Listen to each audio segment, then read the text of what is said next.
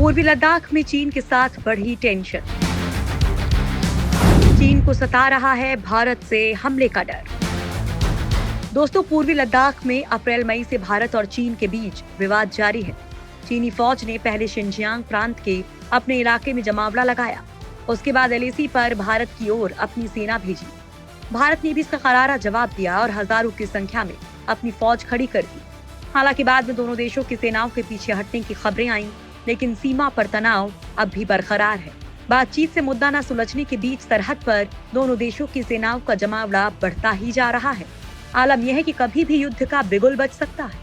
भारत ने लद्दाख से लेकर अरुणाचल प्रदेश तक अपनी सीमाओं की चौकसी बढ़ा दी है। साथ ही हथियारों का जखीरा भी तैनात कर दिया है, ताकि चीन की किसी भी हिमाकत का जवाब फौरन दिया जा सके। भारत जैसे जैसे अपनी सैन्य ताकत बढ़ाने में जुटा है, उससे चीन को हमले का डर सता रहा है।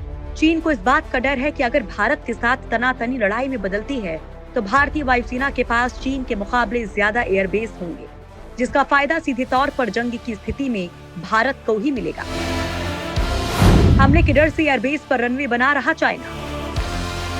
चीन के दिमाग पर भारत की तरफ से हमले का डर इस कदर बैठ चुका है कि वो अब तिब्बत में मौजूद अपनी एयरबेसों को मजबूत करने में जुटा है।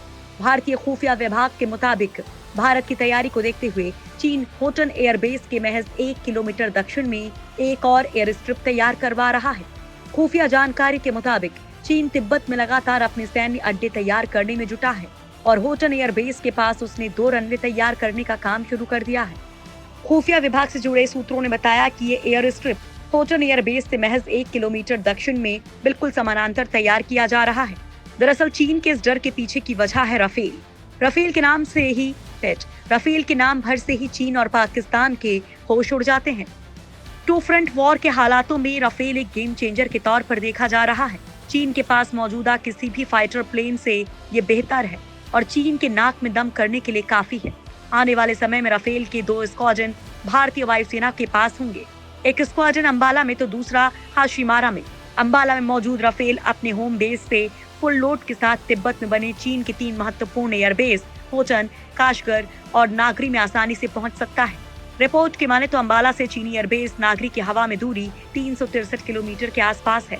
तो वहीं अगर लेह या श्रीनगर में ऑपरेशनल बेस के तौर पर राफेल को तैनात किया जाता है तो श्रीनगर से काशगर 625 और श्रीनगर से होटन 572 किलोमीटर के करीब है।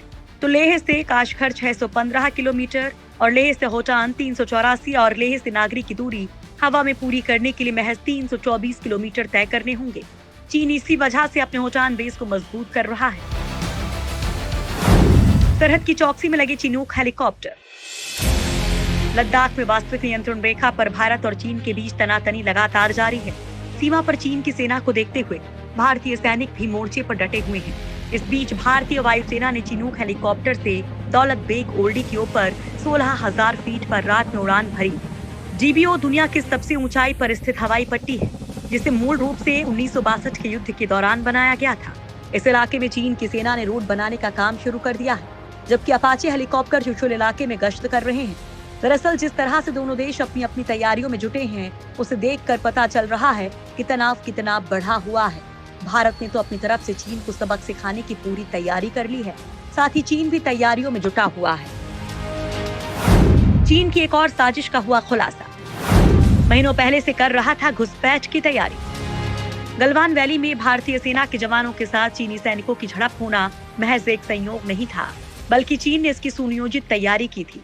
अमेरिकी खुफिया एजेंसी और भारत की सुरक्षा एजेंसियों की अलग अलग रिपोर्ट से ये साफ हो गया है कि चीन ने फिंगर फोर्ट से लेकर गलवान और हॉट स्प्रिंग एरिया में घुसपैठ करने के लिए पहले से बड़ी तैयारी की थी। इसके अलावा चीन ने कई आधुनिक हथियारों को कुछ इलाकों में पहले से तैनात कर दिया था। इस साल अप्रैल महीने में सैटेलाइट इमेज से ये पता चलता है कि चीनी सेना खास तरीके के बने और वजन में काफी हल्के टैंकों को सीमा पर तैनाती कर रही है।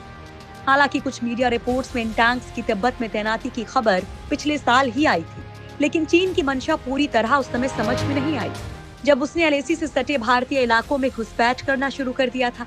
सुरक्षा एजेंसियों के मुताबिक चीन के T-15 टैंक्स को लद्दाख में तैनात करने की रिपोर्ट को देखते हुए भारतीय सेना बेहद आधुनिक माने जाने वाले T-90 टैंक्स को एलएसी पर पहले से ही तैनात कर चुकी है।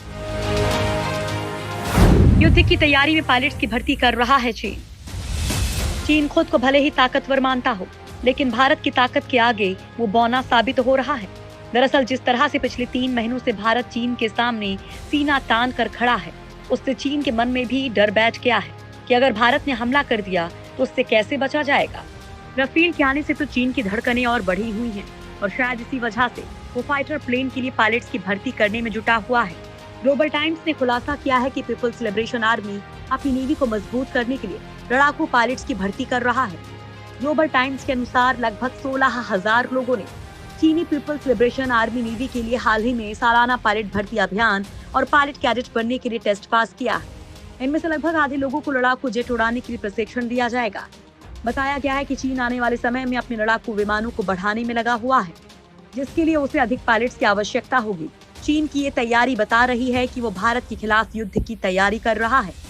हालांकि चीन जो तैयारी अब कर रहा है, भारत ने वो तैयारी पहले से ही कर रखी है और शायद इसी वजह से चीन डरा हुआ है। वहीं पूर्वी लद्दाख में चीनी सेना भारत के फिंगर एरिया में डटी हुई है। एलएसी के आसपास और भी कई इलाके हैं जहां दोनों देशों के बीच तनाव जारी है। इस तनाव को कैसे विराम दिया जाए, इसके लिए दोनों देशों के बीच 5 दौर की कोर कमांडर स्तर की बातचीत हो चुकी है, लेकिन कई दौर की बातचीत के बावजूद धरातल पर इसका बड़ा असर नहीं दिख रहा है, क्योंकि दोनों ओर से सेनाएं एक दूसरे के आगे डटी हुई हैं। यह हालात दोनों देशों को किधर ले जा रहे हैं, इसका अंदाजा दोनों देशों की तैयारियों से पता लग रहा है।